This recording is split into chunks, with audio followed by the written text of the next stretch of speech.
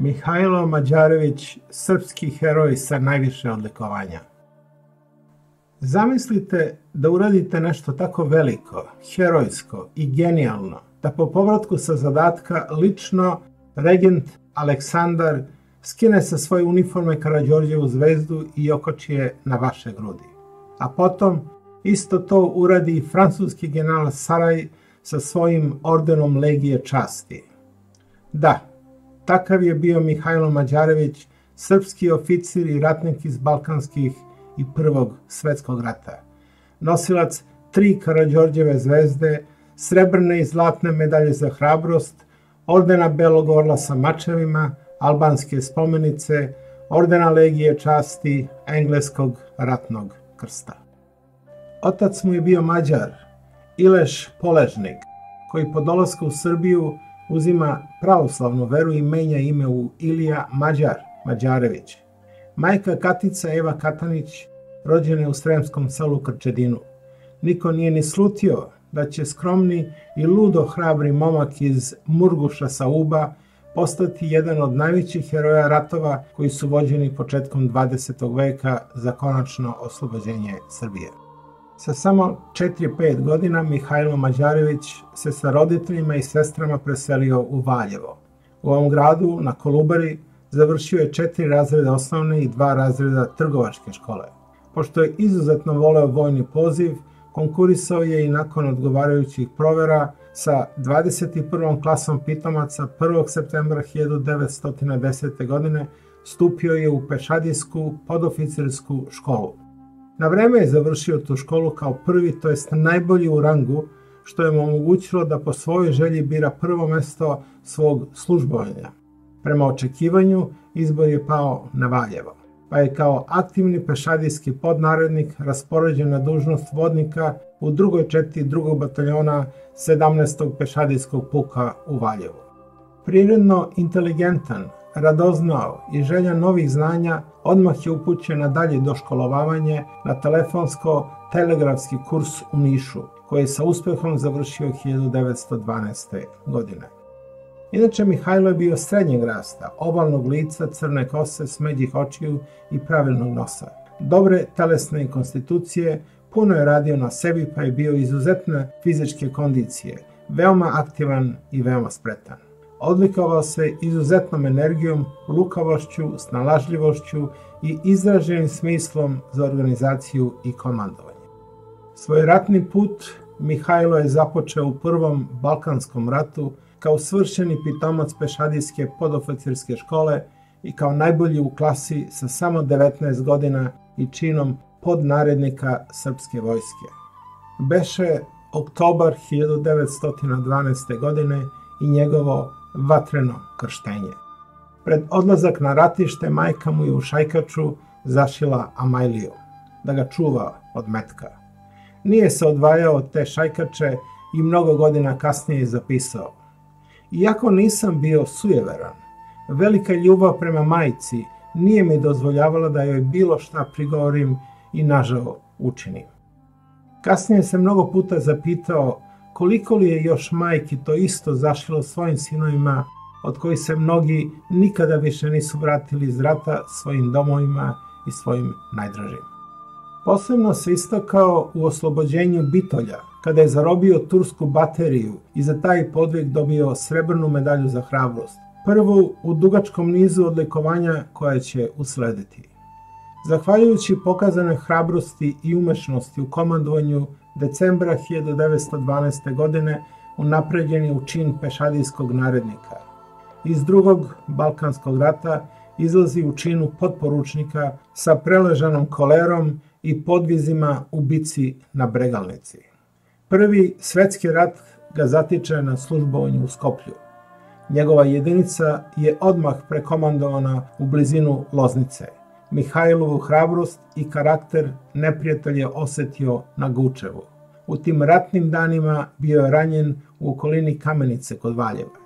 Bezbroj puta pokazanu hrabrost i inicijativu Mihajlo je pokazao i na obali Save 1915. godine.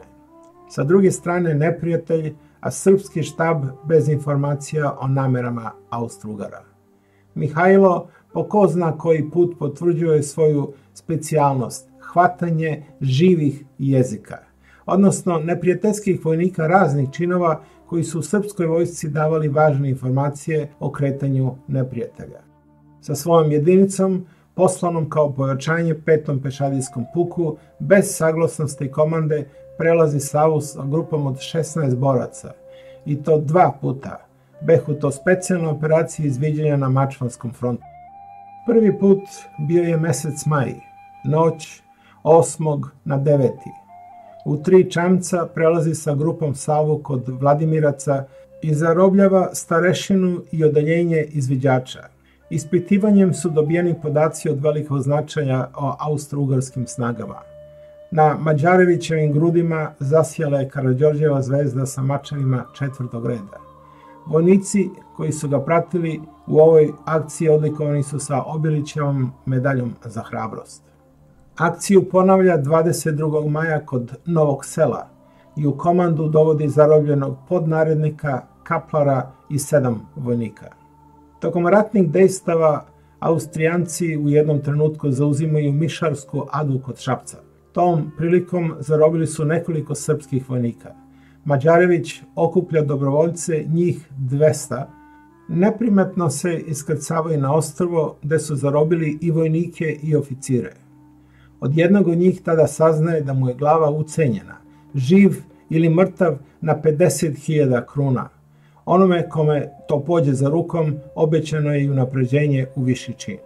A zašto je front i sa jedne i sa druge strane pričao o Mihajlu kao lovcu na žive jezike, pokazuje i akcija u noći između 26. i 27. maja 1915. kada potporučnik Mađarević zarobljava praćen sa nekolicinom dobrovoljaca 9 neprijateljskih vojnika. Najpre u srpsku komandu dovodi jednog neprijateljskog vojnika, a da dopuni ili potvrdi dobijene informacije, prelazi ponovo reku Savu i vraća se sa 8 živih jezika. Za ove akcije u neprijateljskoj pozadini čulo se nadaleko, pa ga je jedno popodne ordonans komandanta njegovog bataljona pozvao da se hitno javi na telefon. Sa druge strane se nalazio kralj Petar. Alo, ovde je Petar. Ko je bre Petar? Prezime. Kralj Petar. Na te reči Mihajlo ustade u stav mirno, sve sa slušalicom u rukama. Izvolite, vaše veličanstvo. Za pokazanu i osvedočenu hrabrost prilikom prvog i drugog prelaska Save i zarobljavanje neprijateljskih vojnika, ja vas, Mađareviću, unapređujem u čin poručnika. Hvala, vaše veličanstvo. Tiči li mi se takvi junaci u mojoj vojsci?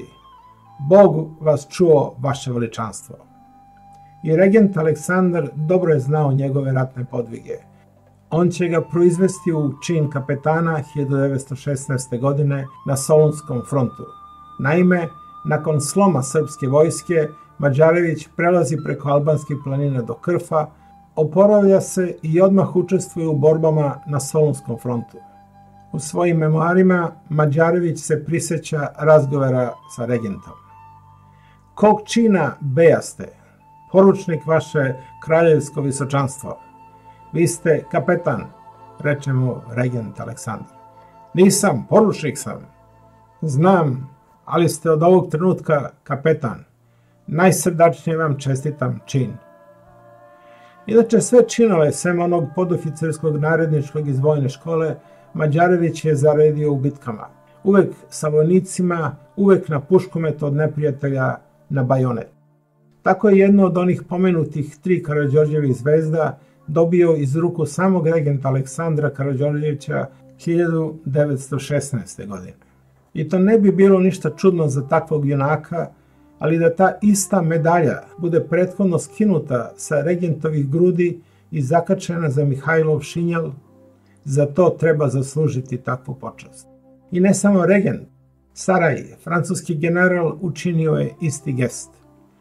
Sa svojih na Mađarevićeve grudi preselio je orden Legije časti. Zaslužio je odličje za akciju koja se na frontu prenosila od usta do usta. Dobio ih je za izvršenje jednog od najblistavijih zadataka u njegovoj bogatoj vojničkoj karijeri. Bila je to najviša kota Kajmakčalana, Kučkov kamen, koja se morala osvojiti za dalje napredovanje. Tu je bilo dobro utvrđeno bugarsko mitraljevsko gnezdo. Smrtonosna vatra kosila je srpsku vojsku. Mađarević, uz dopuštenje, prilazi regentu Aleksandru, francuskom generalu Morisu Saraju i vojvodi Živojinu Mišiću sa predlogom da na svoj način eliminiše neprijatelja. Dobija zeleno svetlo. Opasani bombama, njegov narednik i on čekaju najvreliji deo dana. Bugarima smeta vrućina, traže zaklon u hladu i onda im se dešava Mađarević. Bombe su bačene, mitraljez je začutao, a kroz krhotine, dim i prašinu dvojica bombaša su raportirala da je zadatak izvršen. Da je otvorena, kako su je srpski vojnici nazvali, kapija slobode, jer je to bio otvoren put da se zakorači na komad srpske zemlje. Od prisutnih je dobio Karađorđevu zvezdu i orden Legije časti, a vojvoda Mišić ga je vanredno unapredio u čin majora. Imao je 24 godine. Time je postao najmlađi oficir tog čina u srpskoj vojsci. Bio je jedini oficir kojeg su vanredno unapredili kralj Petar, regent Aleksandar i vojvoda Mišić. Nije prošlo ni mesec dana, Mađarević učestvuje u ofanzivi na Kajmakčalan. Do podataka o brojnosti i snazi neprijatelja dolazi od uhvaćenog bugarskog živog jezika. U tim borbama je i ranjen. Prebačen je u Bizertu, u Tunis, gde se 1000 srpskih vojnika lečilo i oporavljalo. Po izlečenju vraća se i učestvuje u proboju Solunskog fronta i oslobođenju Srbije.